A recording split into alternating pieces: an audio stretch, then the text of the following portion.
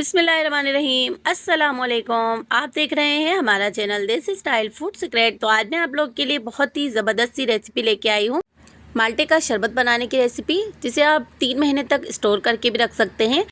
तो ऑरेंज का सीज़न ख़त्म होने वाला है, तो बस जल्दी से आप इसको ले आएँ और बनाएं, तो आप पूरे रमज़ान इसको एंजॉय कर सकते हैं। रमज़ान में इफ्तार में इसको ठंडा ठंडा आप सर्व कर सकते हैं। बहुत ही ज़बरदस्त सी रेसिपी है। तो रेसिपी को आप लोग पूरा एंड तक देखिएगा। रेसिपी पसंद आए तो इसे लाइक और अपने फैमिली और फ्रेंड में शेयर भी कर दीजिएगा। चैनल पे अगर नए हैं तो प्लीज़ पहले चैनल को सब्सक्राइब कर लें। तो चलिए अब ऑरेंज जूस बनाना स्टार्ट कर लेते हैं। बिस्मिल्लाहिर्रहमानिर्रहीम। तो सबसे पहले मैंने इस तरह से 12 किन्नू ले लिए हैं। तो इनको मैंने अच्छे से वॉश कर लिया था। अब इसको हम इस तरह से कट कर लेंगे।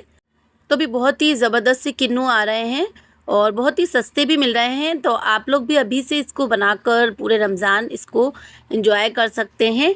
तो इस तरह से इसको कट कर लेंगे। हम इसमें किन्नू का ही इस्तेमाल करेंगे, हमें इसमें मौसम्बी या फ्रूटर का इस्तेमाल नहीं करना है।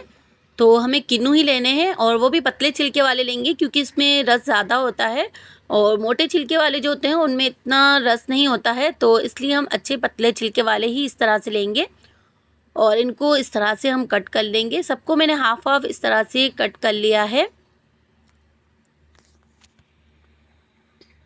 तो देखिए सारे मैंने इस तरह से कट कर लिए हैं। अब 2 किन्नुओं के मैं इस तरह से छिलके निकाल लूँगी। तो इसका क्या करना है मैं भी आपको आगे चल के बताऊँगी। तो बस इस तरह से सिर्फ 2 किन्नू लिए हैं और इनके छिलके मैं इस तरह से निकाल लूँगी। तो आप लोग रेसिपी को स्टेप बाय स्टेप पूरा फॉलो किया करें, ताकि आप लोग भी बिल्कुल परफेक्ट रेसिपी बना के तैयार कर सकें। तो देखिए मैंने इस तरह से किन्नू के छिलके उतार लिए हैं। तो तकरीबन 2 किन्नू के मैंने इस तरह से छिलके अलग कर लिए हैं और अच्छे से मैंने इनको पहले वॉश कर लिया था। तो देखिए 2 किन्नुओं को मैंने इस तरह से छील लिया है। तो अब इसको छुरी से हम इस तरह से जो ऊपर वाला जो वाइट हिस्सा होता है इसको हम इस तरह से निकाल लेंगे। इससे इसमें शरबत में हमारे कड़वाहट आ जाती है, तो इसलिए बिल्कुल भी इसका इतना सा भी पार्ट इसमें नहीं जाना चाहिए, इससे ही सारी कड़वाहट आती है। और इसके ऊपर जो ऑरेंज वाला जो हिस्सा होता है उससे इसमें फ्लेवर आएगा। इसमें हमें एसेंस वगैरह की भी ज़रूरत नहीं पड़ेगी। ये देखें, ये इस तरह का हमें हिस्सा लेना है और वाइट वाले को हमें फेंक देना है।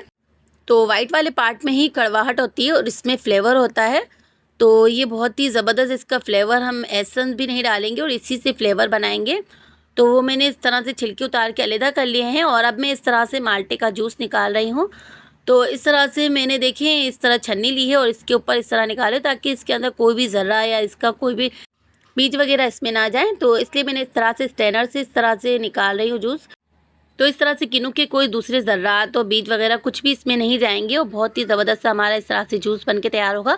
तो अब इसे ब्लेंडर में डालकर ब्लेंड नहीं करेंगे, क्योंकि ब्लेंड करने से इसमें जो गुठलियाँ होती है वो भी ग्राइंड हो जाती हैं और उसका वाइट वाला हिस्सा भी ग्राइंड हो जाता है, तो उससे कड़वाहट आ जाती है। तो इसीलिए इस तरह से ही जूस निकालेंगे हम। और इस तरह से हमारा जूस देखिए निकल के तैयार हो चुका है। तकरीबन 1 दर्जन माल्टे में हमारा इतना जूस निकला है। और अब इसमें मैं ये जो छिलके मैंने इस तरह से कट करके रखे हुए थे वो इस तरह से मैं ग्राइंडर जग में डाल दूंगी और थोड़ा सा पानी डालकर इसको मैं ग्राइंड कर लूँगी। तो बस देखिए मैंने इस तरह से इसको ग्राइंड कर लिया है। तो अब इसको हम इस तरह से स्ट्रेनर में ही इसको हम छान लेंगे, ताकि इसके ऊपर जो भी, ये देखिए कितना इसका मोटा मोटा सा बुरादा है वो जो है इसके ऊपर अच्छे से छन जाए और इसका बहुत ही ज़बरदस्त सा जूस निकल के आ जाए। तो इसलिए देखें मैंने इसको छान लिया है। तो ये सारा इसका जो भी ऊपर का हिस्सा था वो निकल गया है और फ्लेवर इसमें आ चुका है। तो ये बहुत ही ज़बरदस्त इसमें फ्लेवर देगा हमें ऑरेंज का, और इसका कलर भी बहुत ही ज़बरदस्त आएगा। हमें इसमें कोई भी एसेंस या फिर कोई भी फूड कलर डालने की ज़रूरत नहीं पड़ेगी। इसका ओरिजिनल कलर ही बहुत ही ज़बरदस्त आएगा। अभी मैं इसके लिए शीरा तैयार करूँगी।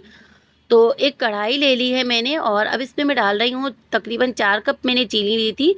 तो 4 कप का मैंने, नॉर्मली हमारे घर में जो चाय वाले कप है मैंने उस कप से लिए हैं। तकरीबन आधा किलो चीनी थी और मैं इसमें 2 कप इस तरह से पानी डाल रही हूँ। तो जितनी मैंने चीनी ली है उससे मैंने आधा इसमें पानी डाल दिया है। तो तकरीबन 4 कप मैंने चीनी ली है और 2 कप मैंने इसमें पानी डाल दिया है। अब फ्लेम को ऑन कर लेंगे और एक बार चम्मच को चला लेंगे और इस तरह इसको पकने देंगे। तो 2-3 उबाले आने तक हम इसको पका लेंगे और इस तरह से हम इसको नीचे से चला लेंगे, ताकि जो चीनी हमारी नीचे बैठी हुई है वो चिपके नहीं। और ये देखिए इस तरह से इसके ऊपर जो ये झाग आ जाते हैं इसको हम निकाल लेंगे ताकि हमारा जो शीरा है वो बहुत अच्छे से साफ़ हो जाए। तो मैंने इसके ऊपर जो झाग आ रहे थे वो मैंने निकाल लिए थे, इससे हमारा शीरा बहुत ही अच्छा इस तरह से क्लीन हो गया है। तो तकरीबन 5 मिनट तक ये शीरा पक चुका है। तो अब मैंने जो ऑरेंज जूस निकाल के रखा हुआ था वो इस तरह से डाल दूँगी।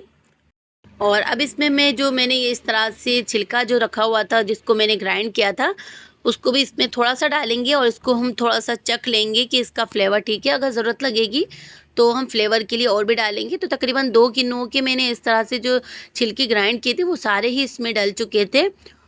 तो तकरीबन 5 मिनट हो चुके हैं इसको पकते हुए। तो अब मैंने इसमें 2 टेबल स्पून के करीब लेमन जूस डाल दिया है। तो फ्रेश लीमुओं का रस निकाल के इसमें डाल दें। 2 से 3 लेमन का आप इसमें जूस डाल सकते हैं।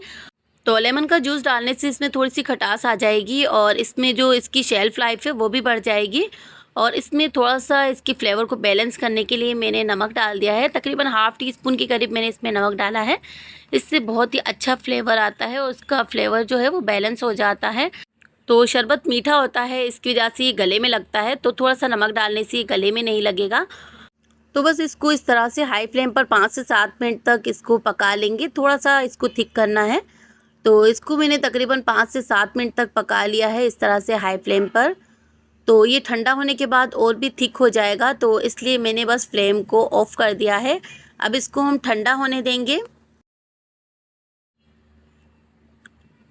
तो देखिए तकरीबन 1 से 1.5 घंटे के लिए मैंने इस तरह से इसको छोड़ दिया था। तो ये बहुत अच्छे से ठंडा हो चुका है। तो ये देखें कितना थिक हो चुका है। इस तरह की इसकी कंसिस्टेंसी हो चुकी है और इसमें ना ही हमने कोई फूड कलर डाला है। तो बहुत ही ज़बरदस्त सा इसका कलर भी आया है, ना ही केमिकल का इस्तेमाल किया है। अब इस तरह से इसको ठंडा-ठंडा चेक कर लेते हैं।